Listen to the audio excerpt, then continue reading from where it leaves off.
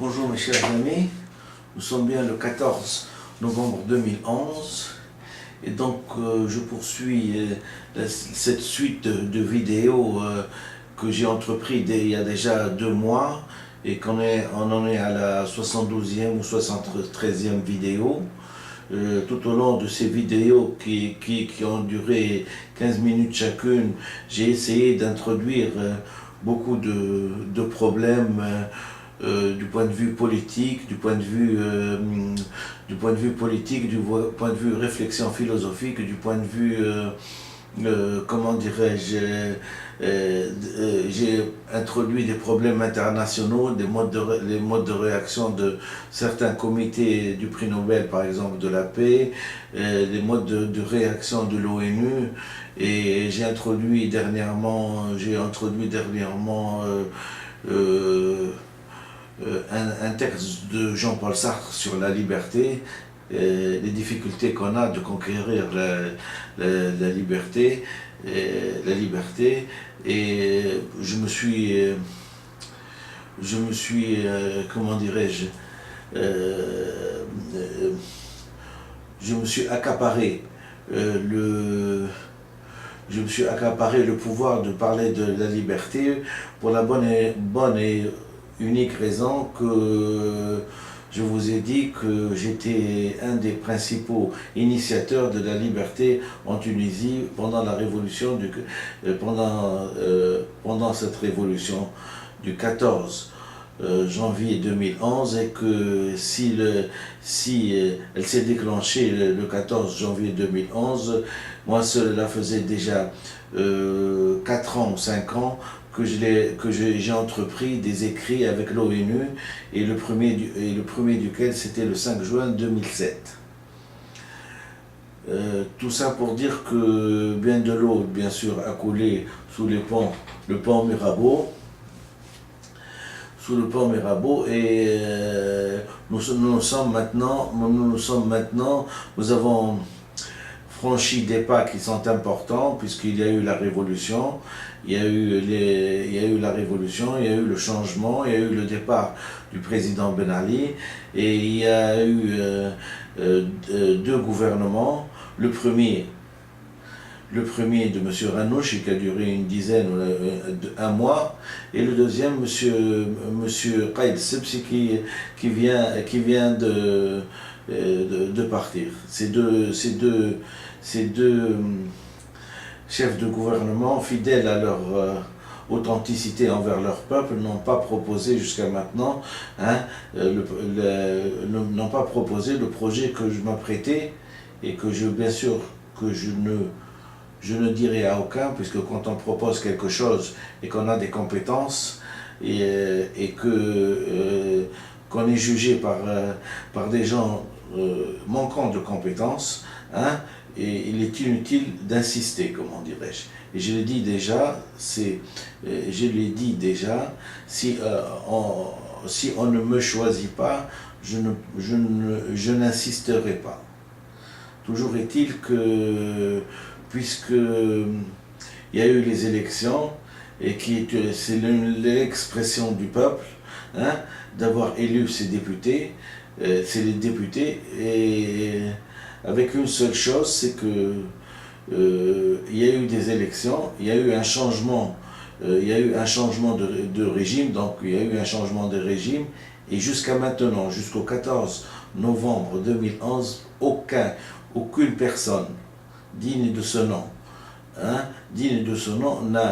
n'a pu ouvrir la bouche dans les médias et dire que c'est Dr Benfisa Ahmed qui a initié cette révolution et qui l'a nommée, et deuxièmement que cette révolution est une révolution culturelle. Vous comprenez très bien dans quelle culpabilité les gens qui ont jalonné la vie politique tunisienne en sont, puisque 54 ans durant, on n'a même pas initié et cherché à voir est-ce que le langage qu'on est en train d'utiliser est conforme à la science.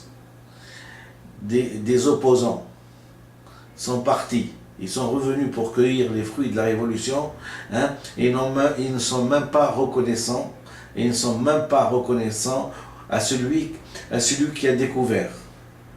Et maintenant, comment dirais-je, cueillir les fruits alors qu'on était à l'étranger, vous comprenez très bien que ce n'est pas un bras d'honneur à la Révolution, hein, mais c'est vraiment, vraiment comment dirais-je, une...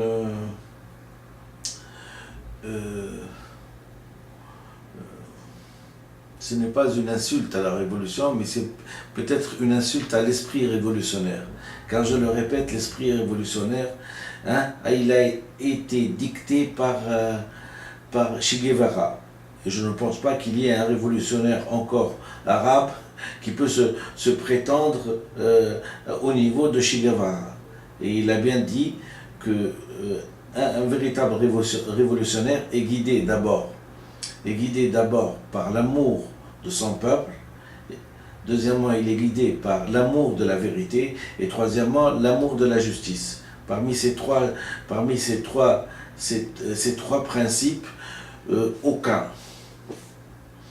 aucune personne jusqu'à maintenant, hein, qui veut cueillir les fruits de la Révolution, et d'ailleurs, il n'y a pas de fruits à la Révolution quand on a envie de servir son peuple, hein, ce n'est pas en termes de fruits. Si on veut être efficace pour la Tunisie, ce n'est pas en termes de fruits qu'on doit réfléchir. Et ce n'est probablement pas en termes de postes.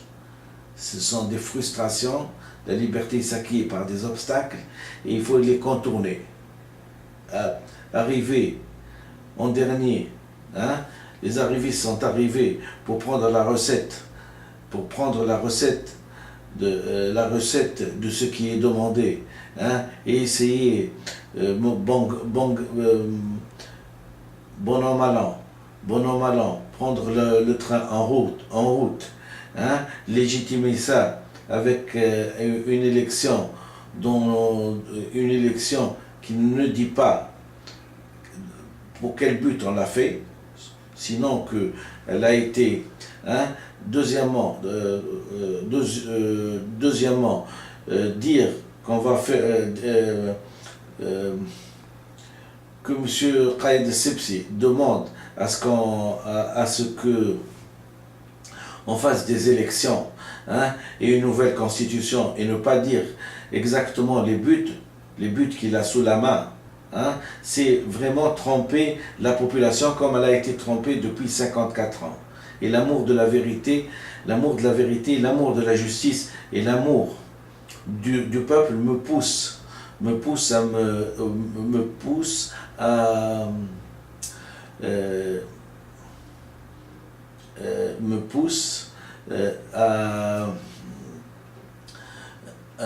crier haut et fort toutes ces vérités. Et donc pour encore dire qu'il est essentiel en période de révolution d'adopter la voie de la vérité, hein, la voie de la vérité et la voie de la justice, je prends l'initiative. Et comme je sais que l'exemple français et la Révolution française, hein, est passée par là, et que j'estime encore qu'on est bien loin d'égaler les Français dans les pas qu'ils ont fait dans la civilisation, et que si on devait réussir, on devait emprunter ce même chemin, hein, donc le chemin de la vérité, et non pas le chemin de la tromperie, et non pas le chemin du faux et de l'usage de faux, et non pas de la propagande contre son propre peuple, pour le mettre à l'écart, de sa destinée, et non pas de cacher la justice alors qu'elle aurait dû être publique. Je vais vous lire un article que j'ai pris du tribunal, un article de Wikipédia sur le tribunal révolutionnaire. Une séance du tribunal révolutionnaire, voilà, je vais vous la montrer d'ailleurs, une bonne petite séance du tribunal révolutionnaire. Avec, voilà. Hein?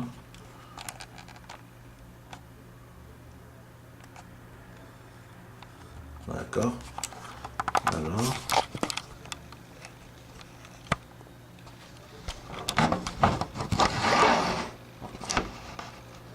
Alors,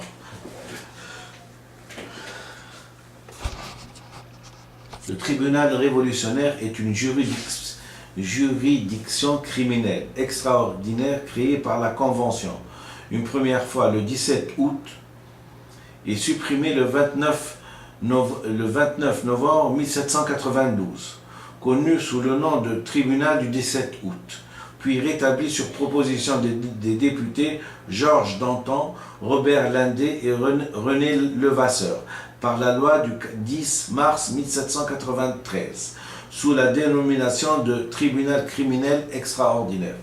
Le sommaire.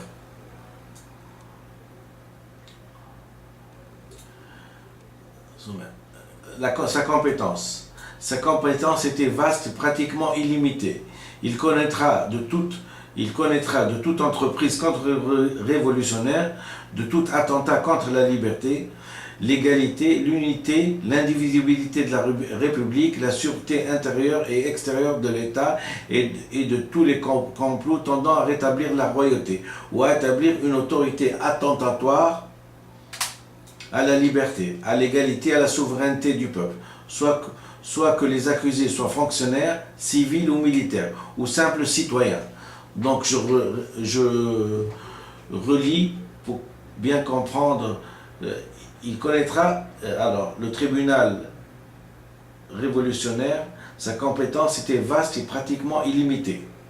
Il connaîtra de toute entreprise contre-révolutionnaire, de tout attentat contre la liberté, l'égalité, l'unité, l'indivisibilité de la République, la sûreté intérieure et extérieure de l'État et de tous les complots tendant à rétablir la royauté ou à établir toute autre autorité attentatoire à la liberté, à l'égalité, à la souveraineté du peuple, soit que les accusés soient fonctionnaires, civils ou militaires ou simples citoyens.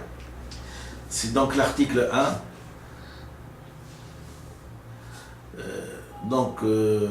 Ce tribunal jugera une entreprise contre-révolutionnaire. Et une entreprise contre-révolutionnaire est d'ores et déjà une entreprise contre-révolutionnaire est d'ores et déjà un mensonge, d'ores et déjà une preuve écrite cachée. C'est une entreprise contre-révolutionnaire. Il est d'ores et déjà